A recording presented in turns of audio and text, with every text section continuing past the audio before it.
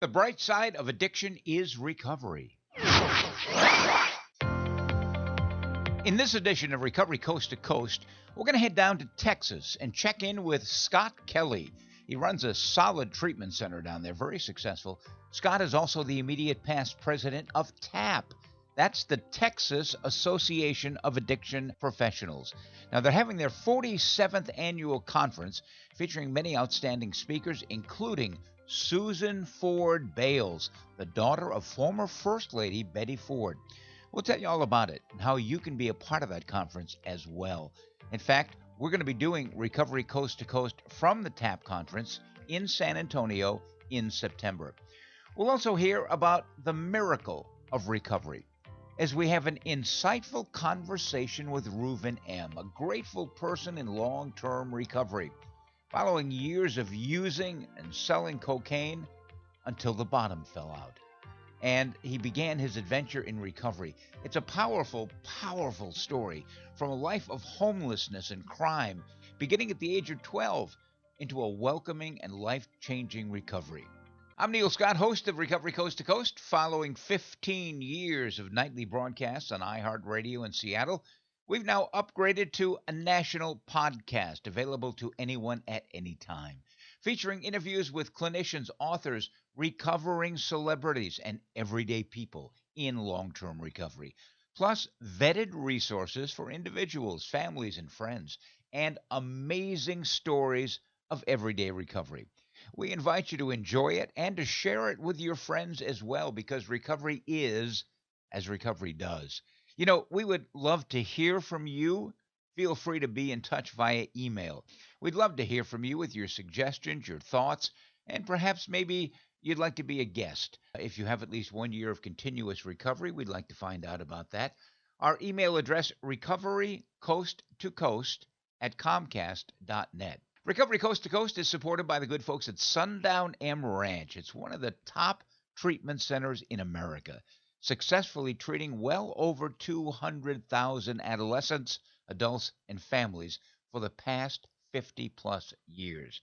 You know, addiction is a disease that affects the whole family, and gosh, oftentimes family members develop such unhealthy ways to deal with the pain and the chaos of addiction. And unless these patterns are addressed, well, they can persist long after the alcohol and other drugs have left. Sundown has an excellent family program, and the outpatient program at Sundown M Ranch has earned a national reputation for excellence and high-quality treatment. Their innovative program utilizes a multidisciplinary team of certified counselors and medical professionals. And, you know, sometimes certainly funding can be an issue. I mean, it's a big barrier to treatment. They understand that at Sundown, and they can work with you, including helping you secure financing through American Healthcare Lending, the premier financing company in the behavioral health field. Sundown has worked with them for a long time with good results. And of course, oftentimes alcohol and or other drugs are not the only problem. Many individuals have co-occurring mental health issues, and Sundown M Ranch is professionally able to treat matters involving dual diagnosis. Do me a favor and check them out. Google Sundown M Ranch or go to sundown.org. Sundown is where recovery becomes a reality. And if you want to contact them by email, it's info@sundown.org. Phone number, 1-800-326-7444. And you can find them on Facebook, Instagram, and Twitter at Sundown M Ranch. The road to recovery begins at Sundown M Ranch. Recovery Coast to Coast, America's voice for recovery. Our guest in this segment is a very dear friend, Scott Kelley. He's the executive director of Summer Sky Treatment Center, one of the bright, shining lights of successful treatment and recovery down there in Texas. They're in Stephenville, Texas, and if you're not familiar with Stevensville, it's outside of Fort Worth and maybe an hour and a half out of Dallas. They have been successfully treating individuals and families for the past 36 years. Gosh, well over 20,000 patients have come through their doors there and are in long-term recovery. It's a marvelous program, and I have so much respect for Scott and for that program. And Scott is also the immediate past president of TAAP, the Texas Association of Addiction Treatment Providers. which is a great organization. We've done the radio show down there many, many years in a row. I have the honor of being the MC of the event. We'll be doing that again this year. We're going to tell you all about that. But let's talk to Scott. Scott is on the line. I want to talk to Scott about two things. First of all, what's happening at Summer Sky Treatment Center, and then also the big conference which is coming up in September. It's going to be actually September 8th through the 11th in San Antonio. Scott, welcome back to Recovery Coast to Coast. Always a pleasure to talk to you. Hello. How you doing, Neil? I'm doing great. Give our listeners a thumbnail, if you would, about the wonderful program that you're involved with down there, Summer Sky Treatment Center. Yes, we're a 54-bed medical detox and residential drug and alcohol treatment center located in Stephenville, Texas. I would guess the best way to put it is traditional treatment with a lot of extra little features that were designed to accommodate patients to go deeper into the treatment process. Also giving everybody a good basis of solution related to recovery. Some innovative things that we're doing in Stephenville right now at the treatment center is we're doing some goga, which is an interesting terminology for meaning goat yoga. It's a big trend that's been kind of growing through some of your big metropolitan areas across the United States, and it's merging these pygmy little goats, little baby goats, dwarf goats, with the yoga concept. One of the things that's, if you've never done yoga, it's a good way to get introduced to yoga. It's fun, it's exciting, and I've never seen so many smiles on patients' faces than whenever they go through the yoga program. You do a lot with pet therapy there, too. Yeah, we've tried to incorporate the animal-assisted therapy type concepts to use those. There's just something about the pets. They just seem to gravitate towards the patient. You know, if you're kind of feeling down or sad or you're having some emotion, stuff like that, they can just pick you up real quick. It's been something that kind of a theme. We do the equine assisted therapy, so that kind of therapy, and then we also do the pet therapy, and then of course the goats now with Goga. That's it. I haven't brought any other exotic animals in yet. Oh my God. If people want to find out more about Goga and your wonderful, wonderful treatment program, they can go to summersky.us, and you have a big date coming up on the 10th of October, if I'm not mistaken, the 36th anniversary of the treatment center, and I understand there's going to be a big alumni reunion. Yes, definitely. With COVID, how it came across and kind of disrupted everything, we're now able to have our event, and it's going to be real exciting, to have that and get going. Everybody's ready to get out there and meet each other and meet up and all that good stuff. I'm going to have, they're going to dunk me. It's going to be fun. I'm going to have a dunking booth, and I'm going to let all the ex-patients come up there and just, oh my, see if they can put me in the water. That ought to be exciting. That sounds like fun. I'm expecting that I'll probably get dunked quite a bit. A lot of people say to me in looking for a treatment center, what do you look for? And one of the things I say is find out how long they've been around. There's a lot of new programs that have popped up, and frankly, some of the new programs do have good treatment. But, when you look at the track record of Summer Sky since back in 1985, 20,000 plus patients, it is really a cornerstone of treatment and recovery. It is one of the bright shining lights in the state of Texas. And you've been doing it successfully for so long, and you have such a good reputation. And of course, now that the COVID has hit and now the Delta variant, how has that affected the changes in treatment, number one? And also, are people more reluctant to come into treatment now? What is the temperature down there? I would say that in the first round of the pandemic, yes, definitely it had a major impact on admissions and people coming into treatment because they were self-isolated and staying at home. They were drinking more. I am seeing the flip side of that is that because people stayed in the house and drank and alcohol and drugs rose as far as the volume of usage. A lot more isolation and that kind of stuff. Now we're seeing people seeking treatment now. There's more people that have the vaccine now than they did before. And so as that's continued on, so you see more people in the screening process saying they've had the actual vaccine itself.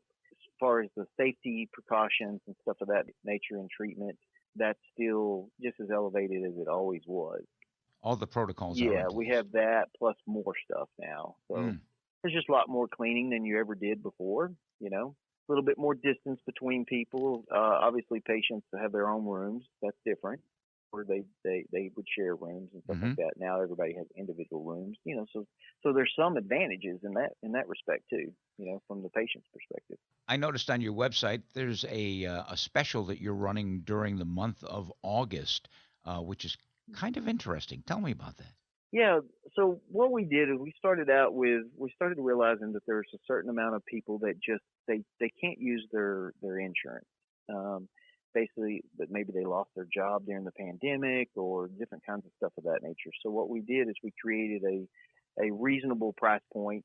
We consider it kind of an affordable price point of $8,000, detox included, so that people don't have to come out. We try to figure out how to get funds for two different services and combine it all into one and do this amazing private pay special to help them get into treatment and get through treatment. So that's pretty amazing. Also, we have a 60-day and a 90-day program. Obviously, it's not $8,000, but if you just need to get 30 days of treatment with detox, it's a pretty good deal. Financially, people are struggling in today's world, with the economy the way it is and everything rising, prices, inflation, things of that nature.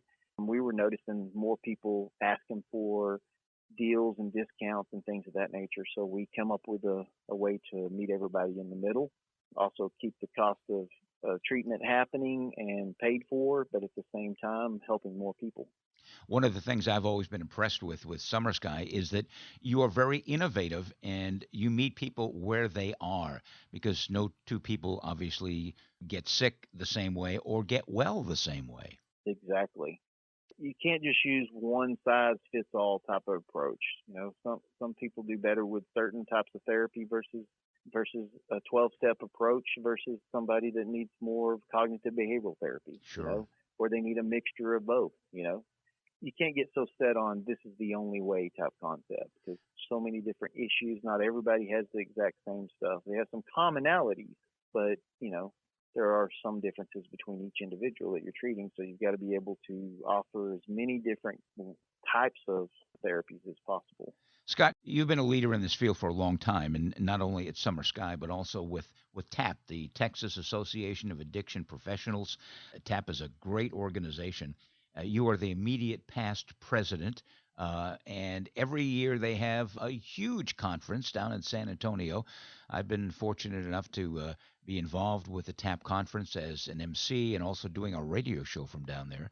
And of course, because of COVID, we've had to cancel it the last year. This year, it's going to be going on as scheduled in September, and I love the theme this year. What the world needs now is love.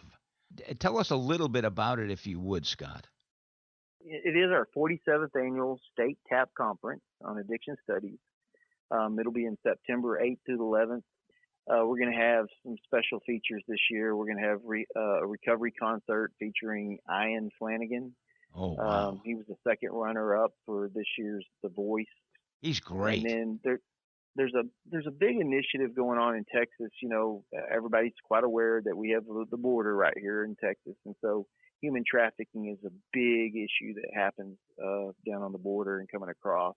And there's been a big elevated push to get more human trafficking workshops and stuff of that nature, get more people into that so that treatment providers and people across the state can identify it, try to be helpful, and be a part of that solution also. So that's going to be kind of a new focus, because it is a conference where we're teaching and educating and recertifying and different kinds of stuff of that nature, getting CEUs and stuff like that. We've got to advance the profession the more that we work on that. So we're doing stuff related to that, and the networking that goes on at the conference, and just basically elevating the skill set of addiction professionals. And you've got two great keynote speakers lined up. Susan Ford Bales, of course, the daughter of President Ford and First Lady Betty Ford, and also Dr. Robert DuPont, former White House drug czar and the first director of NIDA. the National Institute on Drug Abuse. So those will be two outstanding speakers. Yeah, it's going to be exciting. We try to bring some good speakers to recharge the environment, because when you're in the day to day, every day in the treatment centers and working with patients on a daily basis, sometimes you're in the problems and the solutions. You're providing that solution all the time. So when we do these conferences, we try to inspire and renew and that kind of stuff related to the therapists and stuff as they're coming to get their CEUs and education. I've been to a lot of those conferences down there in Texas, and they are second to none around the country. And part of the reason for that is that as soon as this one is over, within a matter of days, the TAAP committee starts saying, okay, what did we do right? What could we correct? What could we make better for next year? And immediately start planning for next year. It's amazing.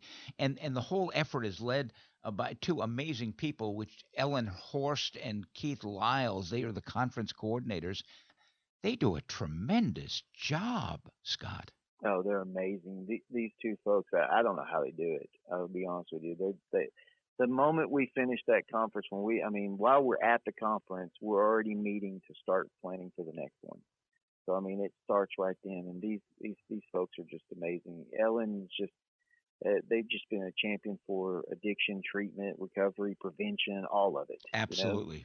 They carry on their day jobs and do all this stuff. So it's pretty amazing what they do on a daily basis. I love them both. And again, I love the theme. What the world needs now is love, sweet love. And if I were to add anything to that, I would add now more than ever. Yeah, exactly.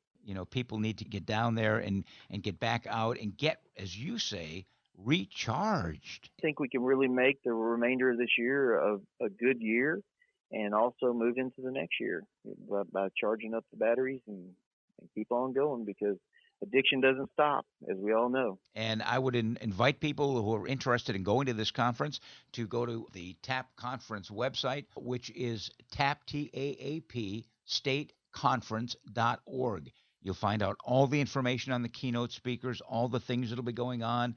In fact, they're going to have the biggest raffle I think they've ever had, with giving away Southwest airline tickets and hotel certificates and 5-day cruises.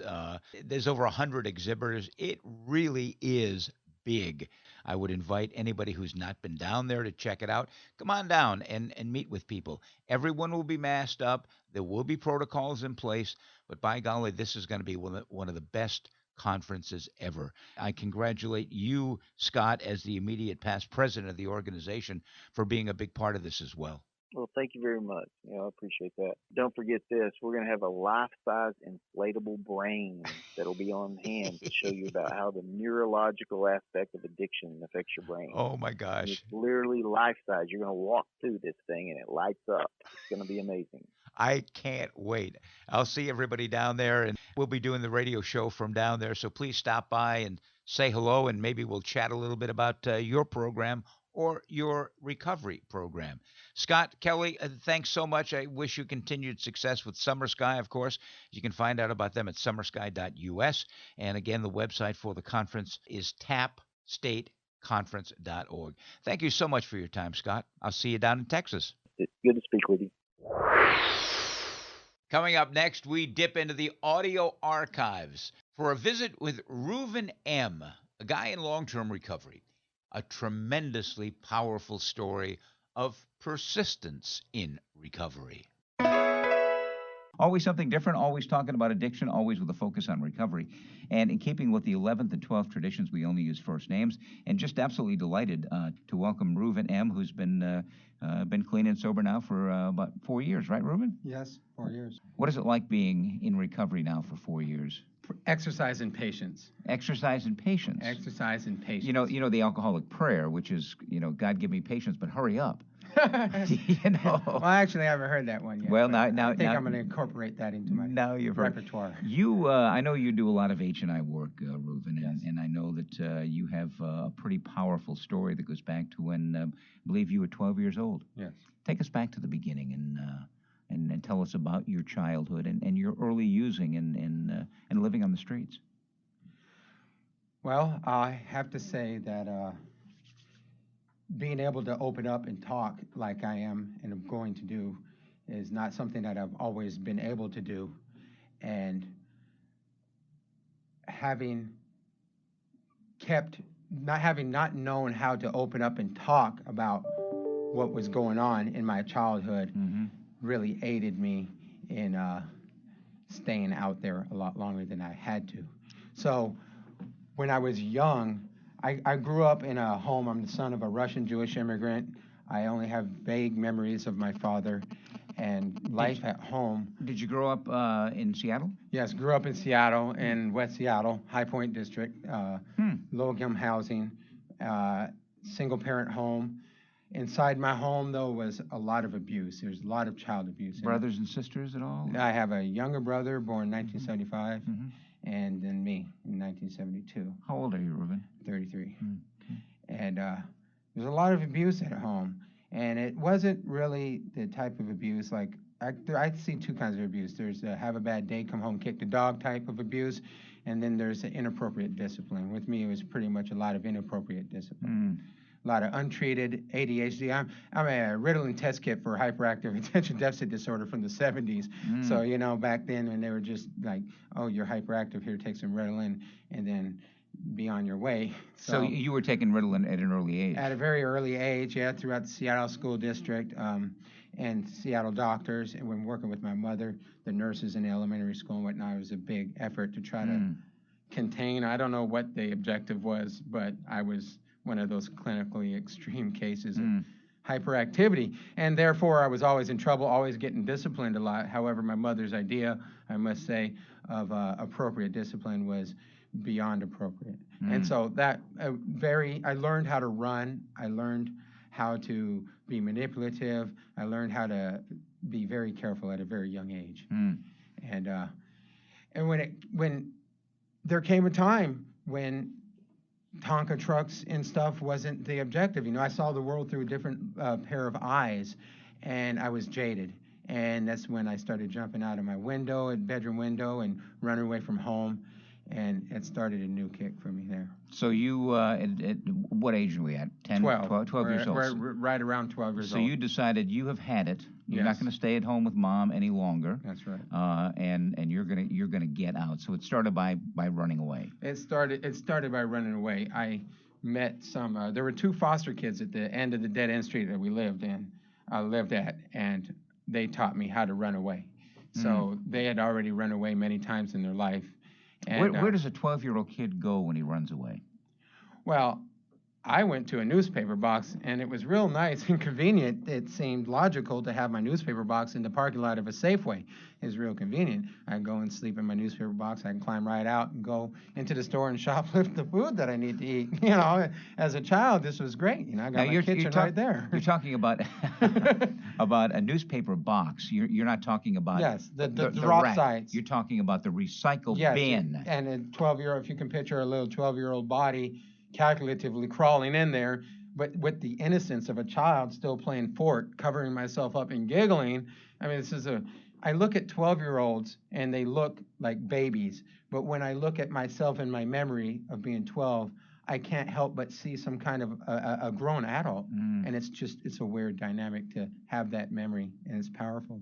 You had to survive at a very early age, not just thrive, but survive and live on the streets. What did your mother say when you ran away? I mean, did she call the police? Did she try to get you back? I'm not sure what angle my mother actually took. My mother has some, I don't know the diagnosis of it, but she has some level of mental illness. And I don't know what angle she took, but always I would, I'm not sure how I got brought home. That I can't remember. I know that the police would somehow get a hold of me, and I would be brought home, and I would run away again. And it was a matter of time until Department of Social Health Services got involved in my life, and they started a caseload on me. So you're living in this newspaper recycle bin. Yes, by myself. Now, remember, I have a brother who hasn't started running away yet. And I'm in this cycle of not more than a week or so away or a week at a time away from home, every 3 months or whatever, maybe 5 or 6 times for the first year. And so during the day, you'd go into the kitchen, which, of course, was Safeway. Yeah. And pick up a few things. Now, I was getting positive feedback from those two foster kids at the end of the street, too, because I was still associating with them. I was also learning how to shoplift. Back then, they didn't lock cigarettes up, and I didn't smoke yet at that time, but they really would push me to go and shoplift, and I got a lot of feedback for being able to shoplift cigarettes, and so that's what I was doing. I was doing what was getting me friends, and that's where I was learning how to shoplift. These guys were older? Yeah. Late adolescence. When did the alcohol or drugs start becoming a factor? Right around that same time, right around the year between 12 and 13 years old. For me, it started with weed and cigarettes, Camel cigarettes and marijuana, behind a 7-Eleven there in West Seattle. Yeah. What did smoking the pot do for you? I don't remember. I mean, were you still taking the Ritalin at the same time? No, because I was in this runaway cycle, so any semblance of consistency, like a regimen of taking medicine daily administered by my parent, right. That had fallen apart. I don't know what doing the drugs did for me, except gave me a friend. And so I repeated the process. It's like that feedback. I wouldn't have continued shoplifting if I wasn't gaining the friendship for it and getting the feedback that I was, being encouraged to do it even more. And so it was only natural when this guy out on these big, bad, scary streets was willing to be my friend, and he was a big, bad, scary guy, and I wanted to side up next to him. When he said, "Here, do this," I said, "Okay, fine," and I did it. And you got the positive feedback for doing it. Yeah, I got accepted into his little, which ended up becoming a sick relationship, because I ended up being his little push-around toy, like the dog that you can abuse. It will keep coming back. We are going to take a short 30-second break from our story. We will continue right after this. We wasted a lot of years hoping, praying for things to get better. I was desperate to save our family. That's when I made the contact. She contacted Sundown M Ranch. Sundown's nationally recognized alcohol and drug treatment program teaches family members how to break down the barriers of denial. They are taught the skills needed to deal with addiction as a family. Now we're making up for lost time. It was the best contact I ever made. Go to www.sundown.org to learn more. Thank you so much for listening and supporting our sponsor as we continue on Recovery Coast to Coast. For Ruvin, it started very early, at the age of 12, and abuse in the home. He climbs out the window, starts running away, and makes a new home inside a recycle bin by Safeway. And the people, Ruvin, that you're now starting to meet are people that are taking you down a different path, aren't they? Yes, a lot different path. Yeah. And so you start smoking a little pot. Yes. Smoking some Camel cigarettes. Right. And not on a regular basis, though. Not yet. Yeah. Okay. Yeah. It still took a minute. It was the regular use of drugs didn't happen until I really became part of the Department of Social Health Services, DSHS, and it came a time when they stopped taking me home. You're not going to stay home, so now you become a ward of the court. And I enter into the receiving home, foster home, group home system. So now you go into the system. Yes, and I've learned how to run away. My brother was running away with me after about 6 months in. And younger brother, David. We are in newspaper boxes together. We get separated, though, as the system gets a hold of both of us. And back then, they separated us, and we didn't see each other for about 1.5 years, 2 years. We actually met later on the streets. But once I became full-on into the system, they stopped taking me home. I was still running away. So I'm running away from group homes and running away from foster homes. I get introduced to Seattle's downtown area, especially around First and Pike and Pioneer Square in that area there. There used to be, and I'm not sure if there still is, but I guess it's supposed to be a temporary emergency transition youth shelter thing on the 4th floor, someone to that effect, in the YMCA downtown. DSHS puts you in there. It's supposed to just be a 90-day program. Anyway, I ended up being lost in that system for 2 years. Did you go to foster homes? I've been to foster homes, but they're always I must say I've been to receiving homes, which are a lot shorter term than foster homes, are a little bit more longer-term placement, if I understand it correctly. What's the difference? What's the receiving home? I think a receiving home, the way at least I've come to understand it from my own experience, receiving home is very short-term compared to a foster home. You can be there a lot longer. Right. At least as far as I understand it, if I'm correct. What was it like going into someone else's home, in a receiving home, taking you in? I mean...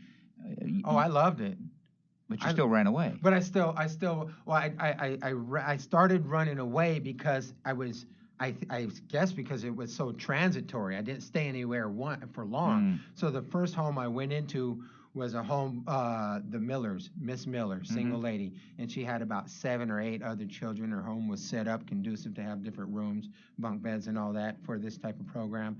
And I really latched on to this lady, but they snatched me out of there and put me somewhere else. And I spent a lot of time in, when the office was on Rainier and McClellan there in Seattle, I spent a lot of time in the lobby. And I became very resentful. They snatched me out of there because I started to like this lady, kind of grew an affinity to it. And I got put into that supposed temporary emergency group home shelter on 4th and Madison, downtown Seattle, where I learned how to really run away from a lot of children just acting out. My age, they'd take my shoes, the staff would, I'd run away in my socks. I was desperate to get to the streets.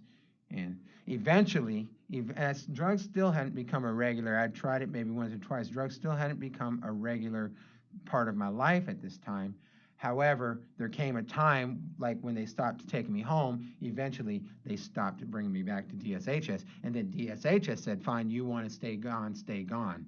And I became part of the streets, part of Seattle's runaway homeless youth, and delved in completely. I've slept under Freeway Park. I've slept outside in different places, doorways. Used to sleep next to the King Dome. I remember what that's like. I mean, 14 years old. I found a blanket. I'm not sure where I found it, but I remember finding it and then sleeping in a doorway, and I was ashamed of myself. When I woke up in the morning, I was sure to peek my eyes out first, make sure no one saw me, and then crawl out and act like I was okay and fix my hair and kind of hustle on down the street. But downtown Seattle is a rough place, and I had started smoking cigarettes regularly. With me, my addiction, as far as substances are concerned, started with a cigarette, and it ended in my 2.5 year recovery with cigarettes, the way I see it.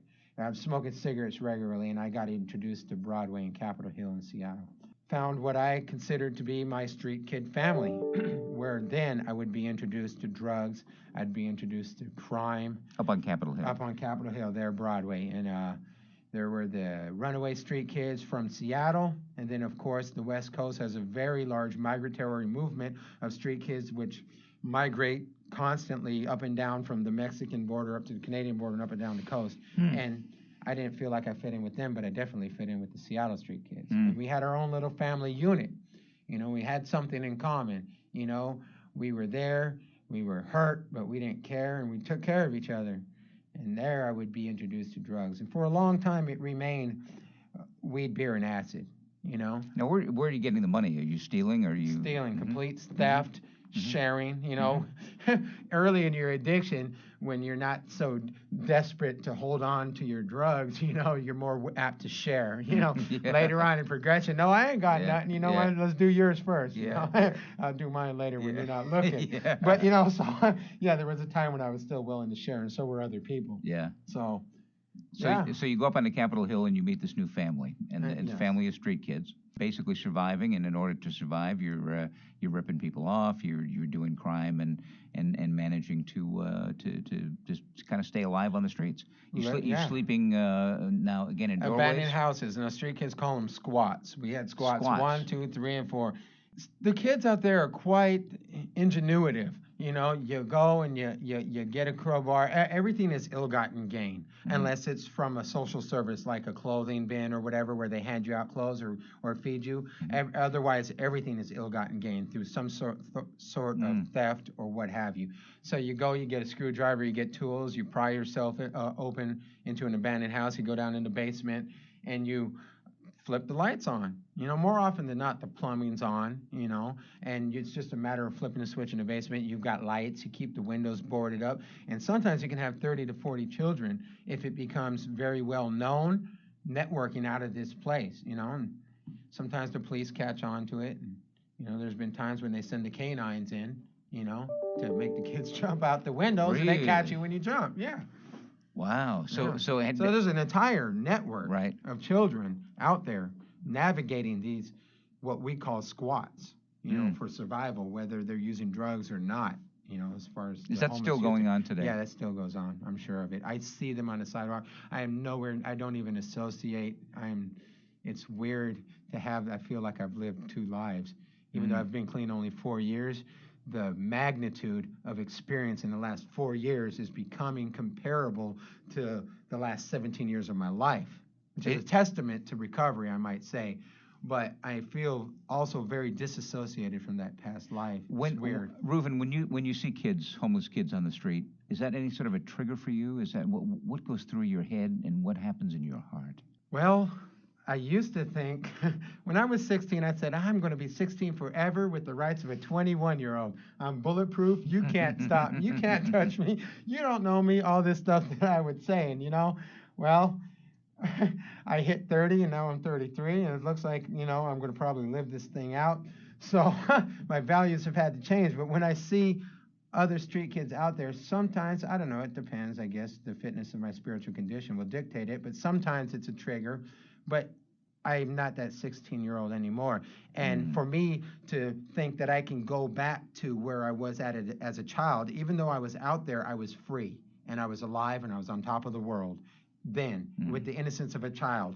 And for me to try to recreate that, if I go back out there, I'm a bum in denial. I could be a street kid all I want in my mind. I'm a bum. I'm a Skid Row bum. To the bitter end. Those days of yesteryear are gone. So, but sometimes there's a valency to want to reach out and help. And I'm in the process of pursuing an education which might make me more used to society and with a high valency towards, or affinity towards, at-risk youth. Yeah, there's a lot of at-risk youth out there. So at what point then did the using escalate? You're living in these abandoned houses and you're hanging out with street kids. You're starting to use more and more? No. The crime was starting to increase. Ah, okay. The crime was starting to increase big time. And what happened was, well, I got another street kid girl pregnant. She got on welfare, got an apartment. I became a street kid with a place to live. and with an income. Yeah. I had a mother that I can control, and use home as a hotel, and I would run. It was interesting for the first 3, maybe 4 years of our marriage.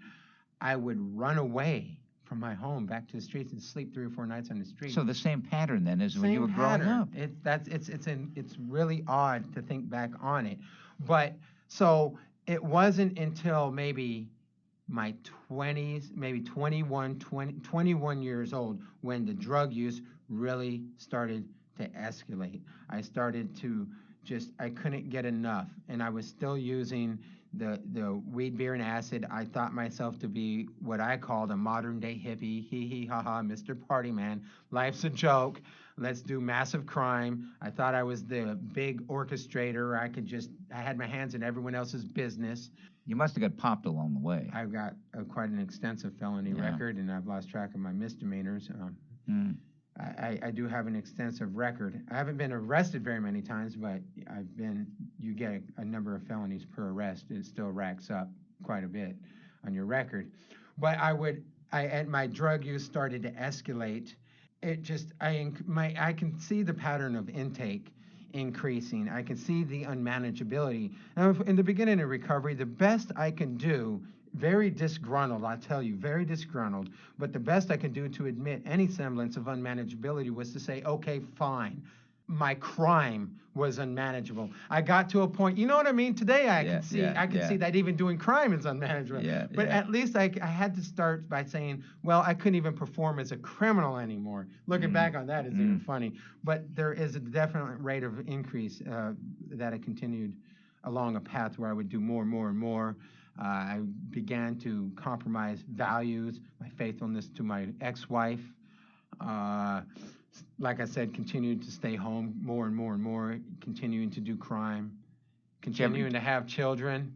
You know what? I've got 4 children, so with my ex-wife. Did you ever get a job? I had a job once for a month in QFC, and I lost it for job abandonment. And Ran away from that, too? Ran away from that. Been on the run for a long time, my friend. Yeah.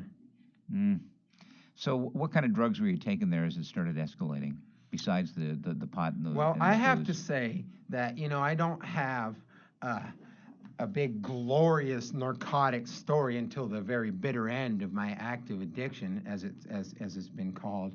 But I have to, I think marijuana, it can possibly be one of the most insidious drugs because it takes so long to set its claws in, and it has you, and everyone wants to legalize it, make all these rational excuses. Well, for me, that really took my life over.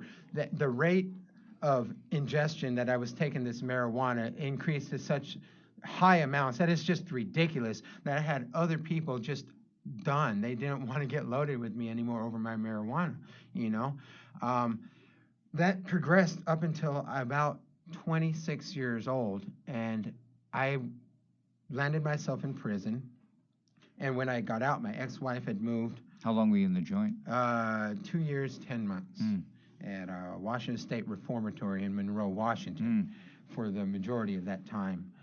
And while I was in there, my wife couldn't run away from that, could you? No,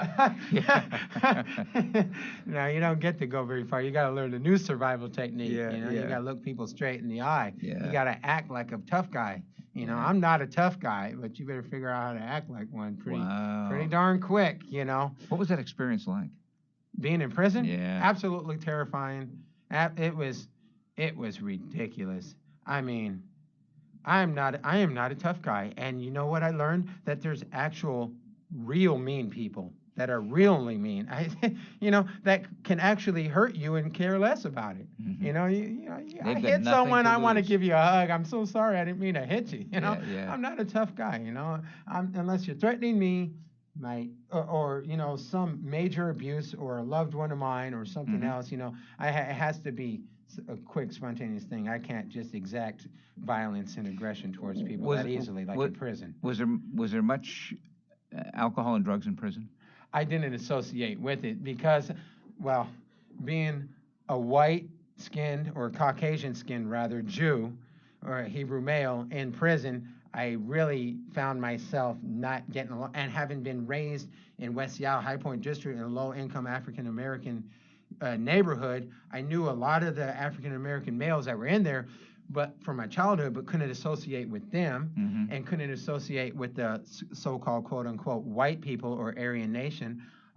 Being Jewish, I found myself on the outskirts. And I think that was a saving grace because I wasn't willing to associate and deal with that tension just to get drugs. So while I was in, I had the luxury of not participating in anything because I just didn't want to be a part of it. And for you, it was survival then? Yeah, for me it was still survival, and still that same thing I learned when I was a child, how to get out of being hit, how to get out of being on the run, and then being on the run on the streets. Learning to talk to police quickly, learning to have a quick answer before the judge in court, this type of thing. But I've got to tell you, every time I got out, I hit the bricks and ran. Wham, right back to the scene, and I resumed where I left off before. Did you do that, did you plan on doing that? Or in prison, did you think, well, when I get out, I'm gonna turn my life around? Or were you thinking, as soon as I get out, I'm heading right back up to Capitol Hill? The last time I was in prison, it was the last time, when I get out, I'm doing this. But all the other times, I've been incarcerated for long-term commitments, twice as a juvenile, twice as an adult. So my first trip to the big house as an adult, I was sincere. I'm never doing this again. And I meant it. And I got out, and my wife had moved to another area that is infested here in the Pacific Northwest with methamphetamine abuse and manufacturing. It's absolutely sick. And I was introduced to a whole new level, a whole new way of life And there was a major turning point that would eventually catapult me into recovery. Well, Ruvin, when did the bottom come? I mean, obviously you've had a pretty hellish upbringing and survival on the street, survival in prison. You get out of prison, where does the bottom come? The bottom came when I moved back in with my now ex-wife and 4 children at the time when I got out of prison, my first time as an adult. And she had moved to a new area, like I'd said already, just heavily infested with methamphetamine abuse here in the Pacific Northwest, outside on the outskirts of Greater Seattle area, in the edge of King County. And I got introduced to this drug, and I've got to tell you, when I took methamphetamine, yes, street meth, and when I was smoking it, and when I took a hit of this new drug, the change is unlike any change that I had felt before. I felt it enter my body, and I don't know, what I thought I was Incredible Hulk, ripping my shirt, getting all buff. I was healed. I found home. This is what I was been waiting for. Oh my God, why'd it take so long? But I mean, I'm a hyperactive dude, whether I want to be or not, you know. And when I get hyperactively focused on a narcotic like methamphetamines, it's a sad case. And my now ex-wife, my wife at the time, so she is an addict too, and she had, by virtue of just motherly instincts, I'm not sure, but when we first had our first child and got on welfare and got the apartment, she had just kind of stopped and raised our children.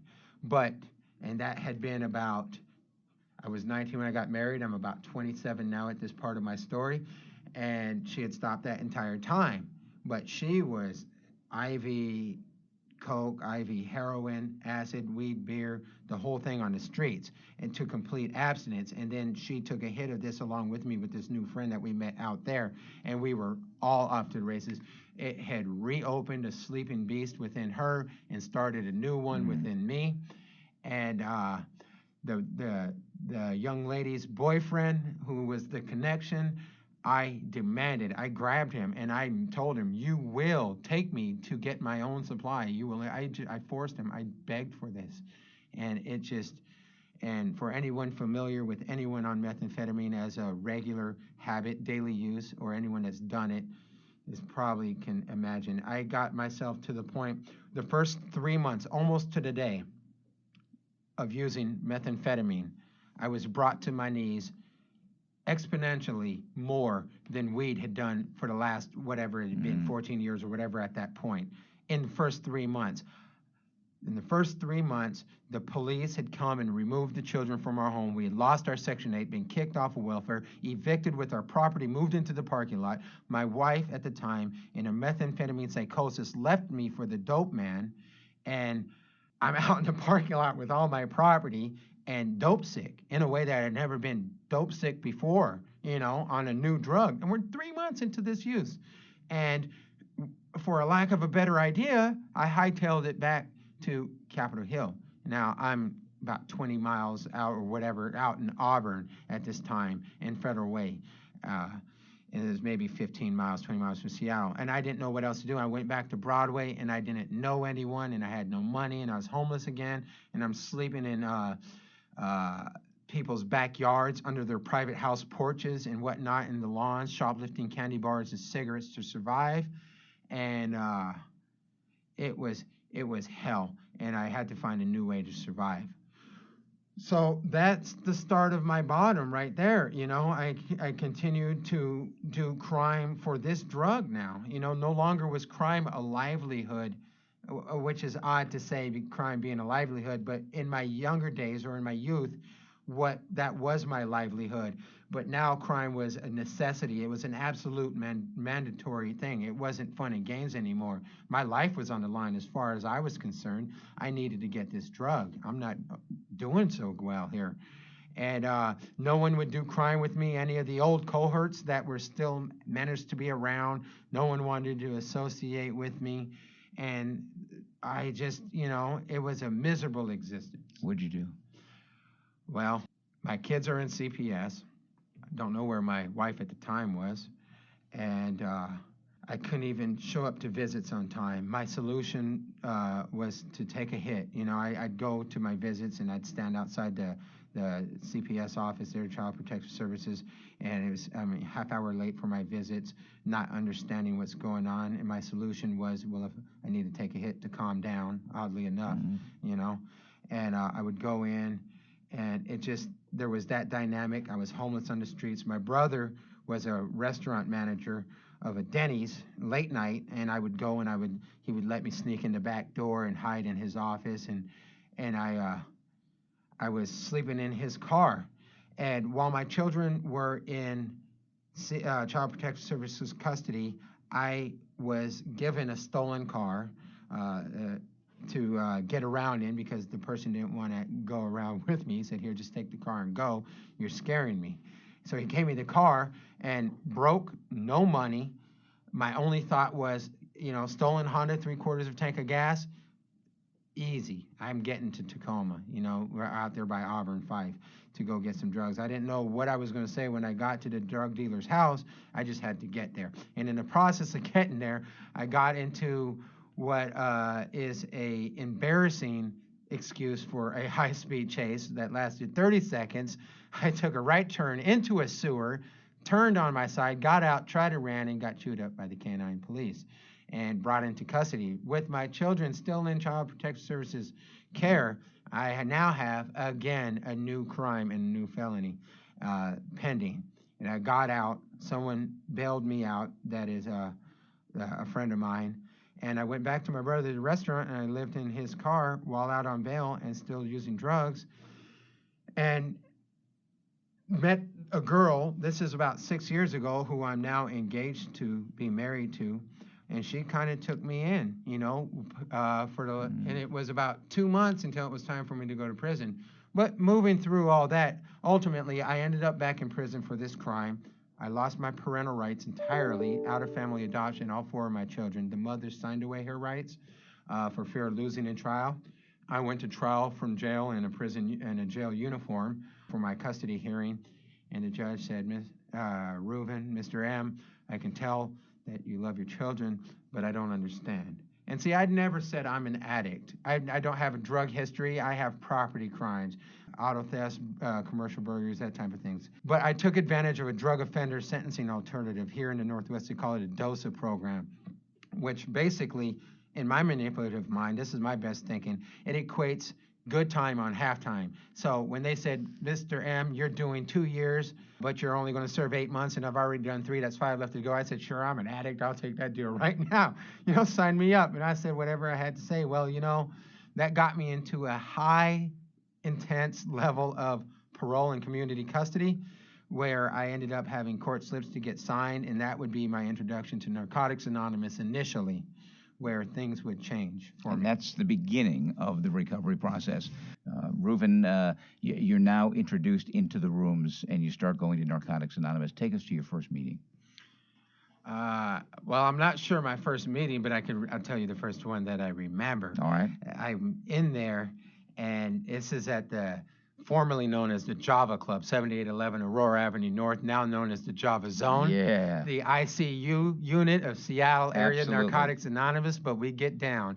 And, you know, I'm from there, and I've got 4 years, so recovery is possible. Absolutely. But I walk into the ICU unit, as we are proudly referred to it, and I think, what in the heck is going on here? Now, realize my definition of an addict has always been, prior to Narcotics Anonymous's definition of an addict, an IV heroin user or crack smoker.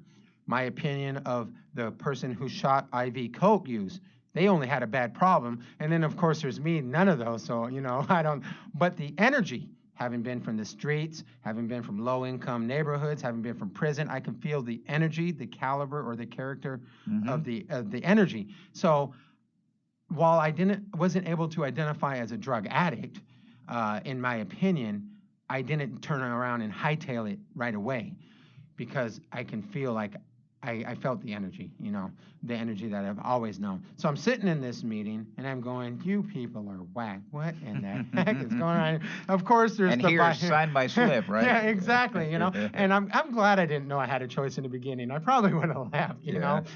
I mean, geez, you could sign your own slips. They don't check, but...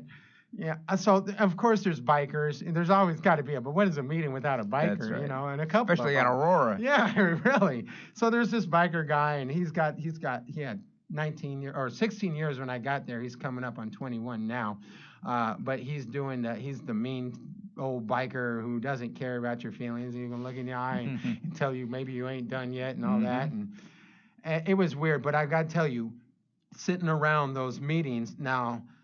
For a short period of time, there came a point when I guess what I would call reality started to far outweigh my denial. I started to realize I felt something shifting. I guess the questioning process for me started with not really being able to admit that I was an addict, even though I would say that to get my attention in meetings so that I could share and be a part of too. Before I was able to internalize that and really mean that when I said I was an addict, the questioning process started, well, why do you people get to have a life and I don't? That was the questioning process. Since I felt like I belonged in some way there. And when I started to think that, I started to realize I don't understand. I started to reflect back and say, I don't understand what's going on. I don't understand my life. I don't understand was my lament. For about 8 months of getting my court slip signed for the first, I've always been on parole since my first crime and community placement. You get out, you don't comply with parole, you take off, say, screw you, catch me if you can, and then you commit a new crime. You get out, you get a new parole officer that picks up your old caseload and starts a new one, and this is a perpetual cycle, And so now I'm coming up on actually ending that cycle in this part of my story, and a week before I got off parole, I went out and I relapsed. Now, I went out and I relapsed not on amphetamine, but on weed and alcohol, and it was weird.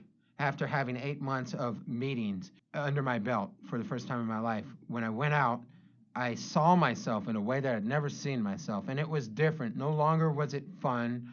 I mean, I'm sitting there, I'm so hyper-focused on the substance being passed around. Everyone's social and loose and doing what they do, and I'm just locked. I can't wait. You got to almost pry it out of my hands to pass. The sociability, it was gone.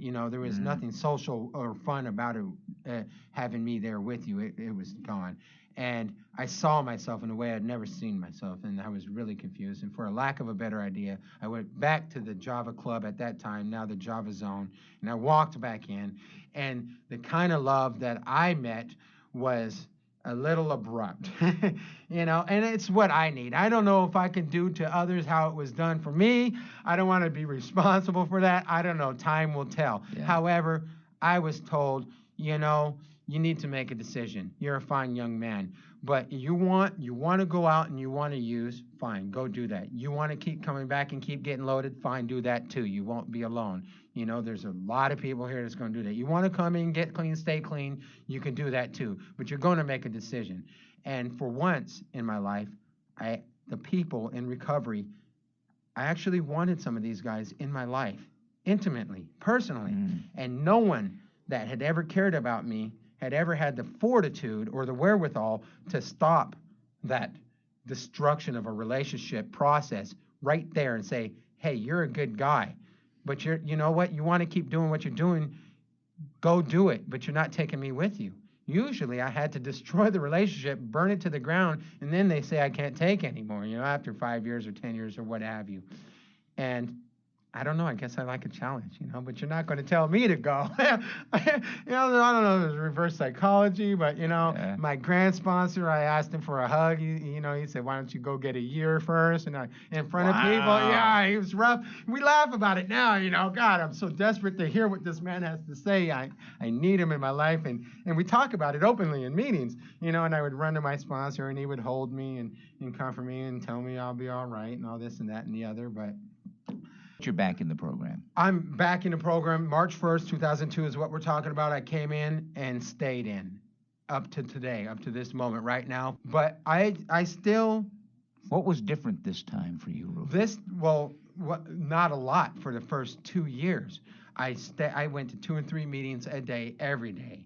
And that's what I did. I did meetings like I did my drugs. And there came a point, though, when I couldn't stay clean any longer. I needed help.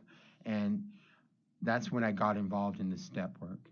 And a new thing started to happen as I began to accept over time, by virtue of staying clean, accept that this must be what I want because it's what I keep doing. Because part of me in the beginning thought that my using was arrested early and that I might not be done. But as I learned to accept that I am done and made that decision, alcohol in a new way started to crop up. So I began to seek outside help. That would be AA meetings. So today I go to AA meetings to learn how to not drink. I go to NA meetings to learn how to not use drugs. And I go to both to find recovery. And that's how I work my program. I've been introduced to the steps. And that was that change. That's what what I did differently. But I thought I had to relapse. There is a difference between going to meetings and working the steps. Yeah, and having recovery versus being clean. Right. Dry tweaking, dry spin, whatever you want to call it. Dry spin. Yeah, But I had to work these steps. And I thought that I stayed clean my first 3 years, not really wanting to stay clean, but staying clean anyway. And I tell a lot of newcomers that lament in the same way about having a hard time even wanting to be clean, that, just stay clean anyway. I worked for my desire, and I'm holding on to it now that I got it. I got introduced to the steps. I've been through the 12 steps of the big book of Alcoholics Anonymous. Working with a good sponsor. Working with a good sponsor from AA, a heroin addict in recovery, 15 years clean, and a productive member of society. Took me through the steps. So I'm on my 12th step on page 124, I believe it is, at the end of the chapter To the Wise from the Big Book of Alcoholics Anonymous, and I am coming up now on a 4th step in NA out of the NA Step Working Guide, and that's what I do. I've got an AA home group that I participate in, but I'm extremely heavily involved in a ton of service and a ton of meetings, primarily in NA, where I really find strong identification. How many meetings a week are you going to now? I would say 7 to 11 on top of being a full-time student in the university. When did you go back to school? I went back to school, I believe, around 1.5 years clean.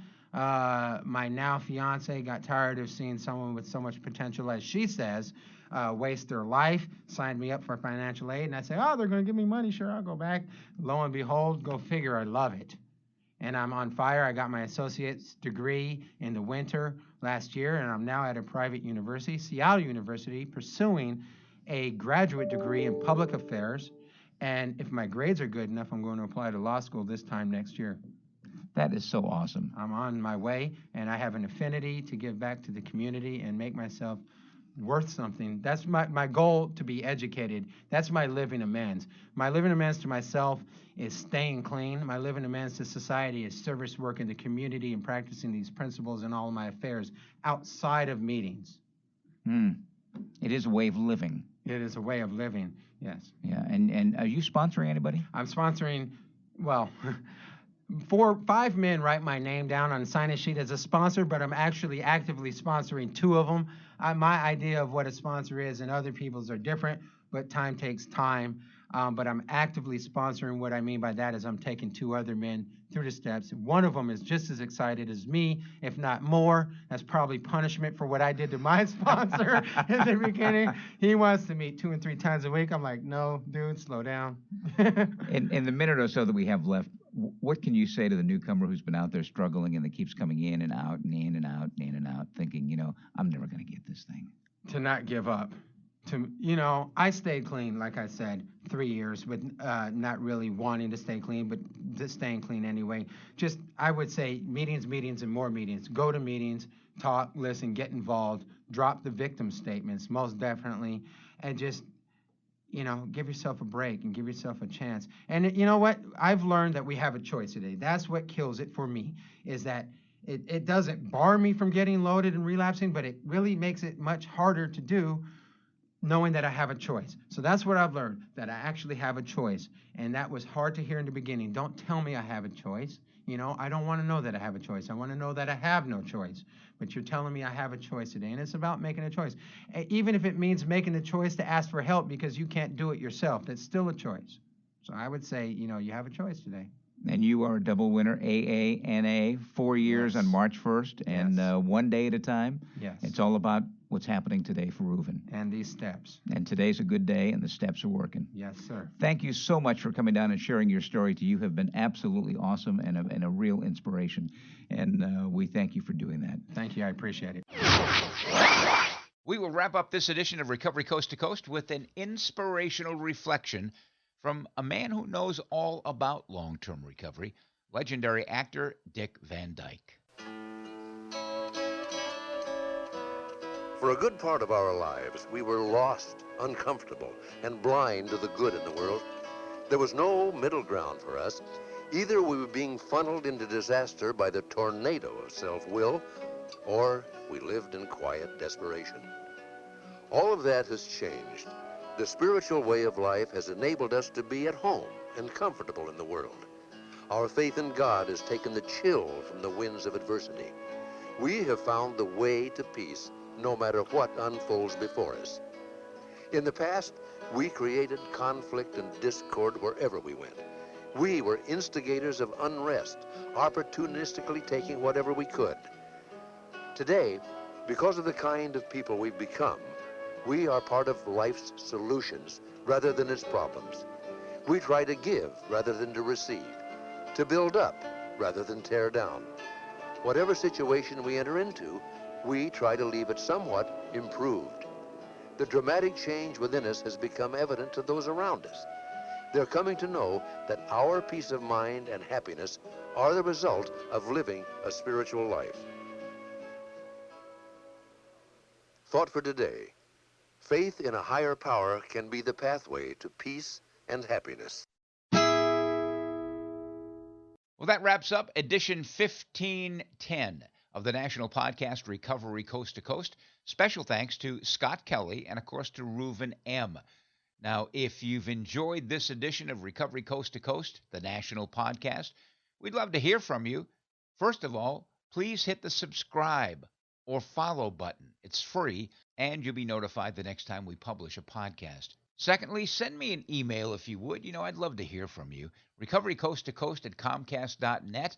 And third, feel free to write a review of our ongoing podcast. And lastly, tell one or two of your friends about our podcast. That really helps us to carry the message. And join us next time for America's Voice for Recovery, Recovery Coast to Coast, the national podcast. And if you know someone who is experiencing problems with alcohol or any other drug, here's a 24-hour national helpline that offers free information and confidential treatment referrals. And Spanish-speaking individuals are available as well. Phone number is 1-800-622-HELP, which is also 1-800-622-4357. And if you're interested in finding out more about Alcoholics Anonymous, check out AA.org. And another shout out to our sponsoring organization, Sundown M Ranch, successfully treating individuals, including adolescents and their families, for well over 50 years. Sundown.org. I'm Neil Scott, reminding you to stay healthy, live in gratitude, and be kind to others. Remember, the bright side of addiction is recovery. Pass it on.